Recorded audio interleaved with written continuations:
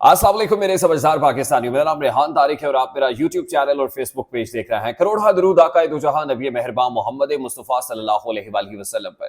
इस दुआ और इस उम्मीद के साथ इस व्लॉग का आगाज करते हैं कि अल्लाह रब्बुल इज्जत इस मुल्क के फैसला साजों के दिलों में समझदार पाकिस्तानियों के लिए नरमी पैदा कर दे। अभी जिस वक्त मैं ये व्लॉग रिकॉर्ड करा रहा हूँ तो वफाकी काबीना का इजलास शुरू हुए तकरीबन 1.5 घंटा गुजर चुका है। 11:15 बजे शहबाज शरीफ साहब की जेर सदारत वफाकी काबीना का इजलास शुरू हुआ था और जो खबरें आ रही हैं, खबरें कुछ अच्छी नहीं है। वफाकी हुकूमत के एंड पे मामलात उतने अच्छे नहीं हैं जितने दिखाए या बताए जा रहे हैं। 3 इस्तीफों से मुतालिक मैंने आपको बता दिया था। वफाकी काबीना के अपने अंदर बहुत सारी डिसेंटिंग वॉइसेस हैं।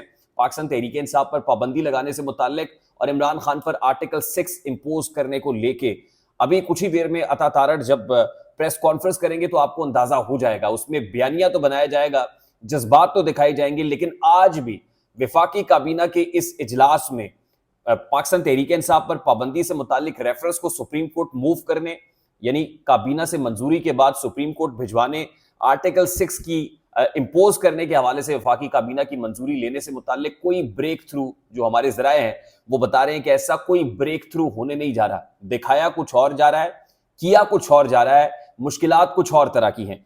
और दूसरी तरफ इमरान खान साहब और पाकिस्तान तहरीक इंसाफ ने जो 3 महाजी जंग है, 3 महाजों पर जो जंग शुरू की है, उसमें तीनों महाजों से अब कामयाबियां मिलती हुई महसूस हो रही हैं। पहला महाज जो अमेरिका में खोला गया था, कांग्रेशनल हेयरिंग हो और कांग्रेस अराकीन की जानिब से जिस अंदाज में एक करारदाद मंजूर की गई हो 368/7, अब उसके बाद बरतानिया से भी आवाज उठना शुरू हो गई है। और गुज़श्ता रोज हाउस ऑफ लॉर्ड्स के अंदर जो मीटिंग हुई थी उसके बड़े मस्बत असरात मुरतब हो रहे हैं। यानी अब बरतानिया भी इसको इंटरनेशनलाइज करने की बात कर रहा है, पाकिस्तान की ताकतवर इस्टेब्लिशमेंट से, मुक्तदरा से मुतालबा कर रहा है कि 8 फरवरी के इंतखाबात में होने वाली डिस्क्रिपेंसीज को देखा जाए।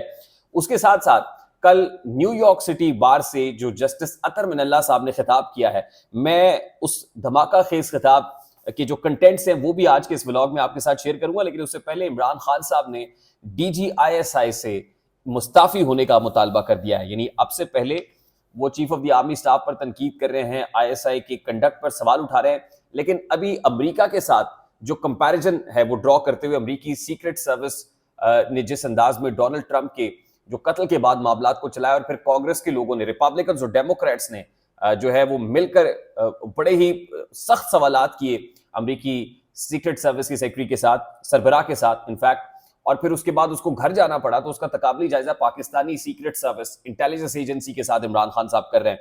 सबसे पहले मैं इमरान खान साहब की आज की गुफ्तगू जो बड़ी इंपॉर्टेंट है उसके कंटेंट्स आपके साथ शेयर कर देता हूं। इमरान खान साहब कहते हैं कि वजीर आला अली अमीन गंडापुर को हिदायत दी हैं कि वो इस्लामाबाद में जलसे की क़यादत करें, पूरी कौम हकीकी आज़ादी के हुसूल के लिए और मुल्क में राइट जालिबाना और फस्ताई निज़ाम के खिलाफ इस जलसे में भरपूर शिरकत की तैयारी करें। फिर इमरान खान साहब कह रहे हैं कि मुल्क, हुकूमतें और माशरे अखलाकियात की बुनियाद पर बनते हैं। जिस माशरे में अखलाकियात खत्म हो जाए बाकी कुछ नहीं रहता। आज लोग अगर आपको बुरा भला कह रहे हैं तो वो सिर्फ आइन की बालादस्ती की बात कर रहे हैं। आइन की बालादस्ती और हकीकी आज़ादी का मुतालबा करना कोई गद्दारी नहीं है। ये जो मज़ाका खेज केसेस बनाए जा रहे हैं इसका मतलब यह है कि हमारे लोग बिल्कुल पुरअमन तरीके से काम कर रहे थे और जब आपको इनको पुरअमन तरीके से कंट्रोल नहीं कर सके तो फिर आपने इनके खिलाफ फस्तायत के हरबे इस्तेमाल करना शुरू कर दिए। फिर वो कहते हैं कि इन सब को अगर डिजिटल दहशतगर्द कहा जाएगा तो फौज और अवाम के दरमियान एक खलीज पैदा होगी और ये नफरत पैदा नहीं होनी चाहिए। जो भी लोग ये कह रहे हैं उनको होश के नाखून लेने चाहिए। 1971 में भी यही कुछ हुआ था।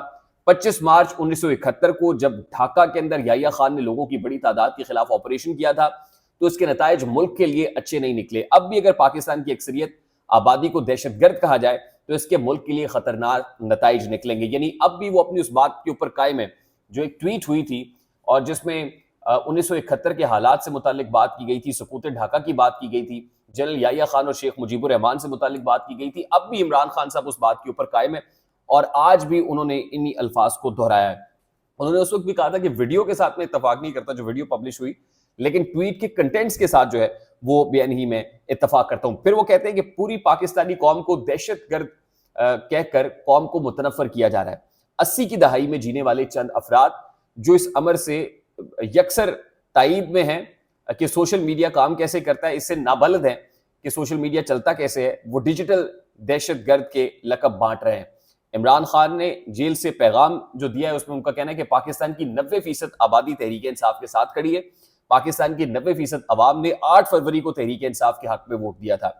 फिर वो कहते हैं कि ये बात भी काबिल गौर है कि अमेरिका में साबिक सदर पर now this is the point कि जहां पर वो सीक्रेट सर्विस के सरबराह के इस्तीफे को पाकिस्तान की इंटेलिजेंस एजेंसीज के साथ जोड़ रहे हैं। वो कहते हैं कि ये बात भी काबिल गौर है कि अमेरिका में साबिक सदर पर कातिलाना हमला हुआ तो सीक्रेट सर्विस की चेयरपर्सन ने नाकामी को तस्लीम करते हुए इस्तीफा दिया, जबकि पाकिस्तान में जिस साबिक वजीर आजम पर कातिलाना हमला हुआ सीक्रेट सर्विस ने उसी वजीर आजम को कैद कर दिया।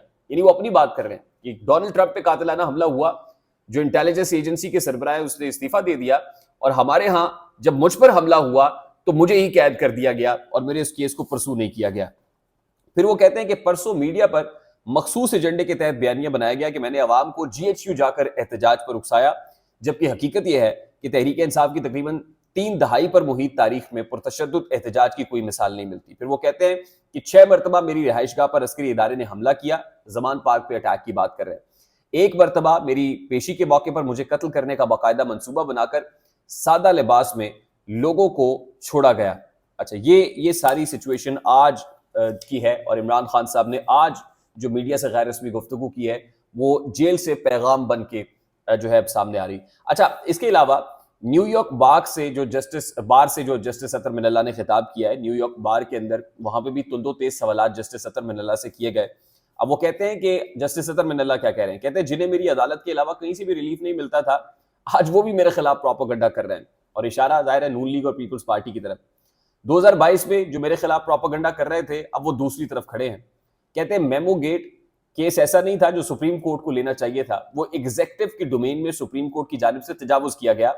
हमारे एक सफीर को सुप्रीम कोर्ट ने गद्दार करार दिया और मुंतखब वजीर आजम को उसके ओहदे से नाअहल करार दिया गया। अब ये यूसुफ रजा गिलानी की बात कर रहे हैं, और उस वक्त अमरीका में जो सफीर तैनात थे उनके ऊपर, और अब भी जाहिर है वो पाकिस्तान में मौजूद नहीं है। फिर वो कहते हैं कि हाइब्रिड निज़ाम हुकूमत और जमहूरी निज़ाम हुकूमत में अदलिया की आज़ादी का अलग अलग तस्वुर है। जजों की तैनाती में मुझे एक जज को मनाने में 3 और दूसरे जज को मनाने में 2 साल लगे। इन जजों पर किसी को एतराज न था, मगर पूरा निज़ाम उनसे खौफजदा था, और हत्ता कि वज़ीर आज़म भी उन जजों की तैनाती की मज़ामत करने वालों में शामिल थे। अब जस्टिस अतर मिनल्ला बात कर रहे हैं, इस वक्त इस्लामाबाद हाई कोर्ट के अंदर 8 जजेस हैं, और उन 5 जजेस की बात कर रहे हैं जो 6 जजेस में शामिल है जिन्होंने खत लिखा है इंटेलिजेंस एजेंसीज की मुदाखलत से मुतालिक।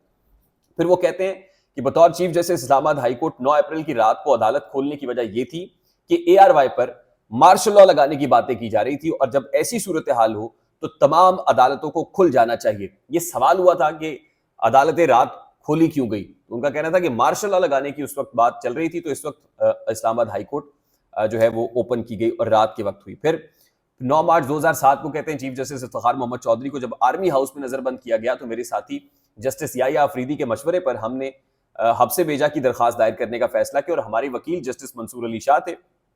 रजिस्ट्रार ने 16 एतराजात लगाए और फिर वो दरखास्त कभी नहीं लगी। तो ये बड़ी इंपॉर्टेंट बातें। और फिर वो कहते हैं कि सदर आसिफ अली जरदारी के खिलाफ स्विस हुकाम को खत ना लिखने पर वजीर आजम यूसुफ रजा गिलानी को ओहदे से हटाना भी गलत था, क्योंकि सदर को आईनी इस्तिस्ना हासिल था। 18वीं तरमीम से मुतालिक भी बात कर रहे हैं कि 18वीं तरमीम पाकिस्तान के लिए बहुत बेहतर थी, लेकिन इफ्तिखार चौधरी ने जो 19वीं जो तरमीम वाला मामला है वो बिल्कुल उसूलों के, जो हमारी वकला तहरीक थी उसके उसूलों के मुनाफी था। तो तमाम तर सूरत हाल आपके सामने है। 3 जो धारी या 3 महाजी जंग है पाकिस्तान तहरीक इंसाफ की, वो अमेरिका में हो जजेस के फ्रंट से, वो बरतानिया के अंदर हाउस ऑफ लॉर्ड्स के अंदर मंजूर होने वाली करारदाद हो, या फिर इमरान खान साहब की अपनी सोशल मीडिया पर पैगामात हो और इमरान खान साहब की जेल से आवाम के लिए पैगामात हो, इस पर पाकिस्तान तहरीक इंसाफ तो भरपूर अंदाज में पेशकदमी कर रही है, और दूसरी तरफ वफाकी हुकूमत अभी भी डगमगा रही है। और आज अभी थोड़ी देर में जब प्रेस कॉन्फ्रेंस आएगी तो आपको अंदाजा हो जाएगा कि मैं क्या कह रहा हूँ। आई होप मेरी बात आप तक पहुंची होगी। अगर पहुंच जाए तो वीडियो को लाइक और शेयर करना मत भूलिएगा। चैनल पे नए तो चैनल को सब्सक्राइब कर लीजिएगा, बेल आइकन जरूर दबाइएगा। मुझे रेहान तारिक को इजाजत दीजिए, अपना बहुत सारा ख्याल रखिएगा। अस्सलाम वालेकुम।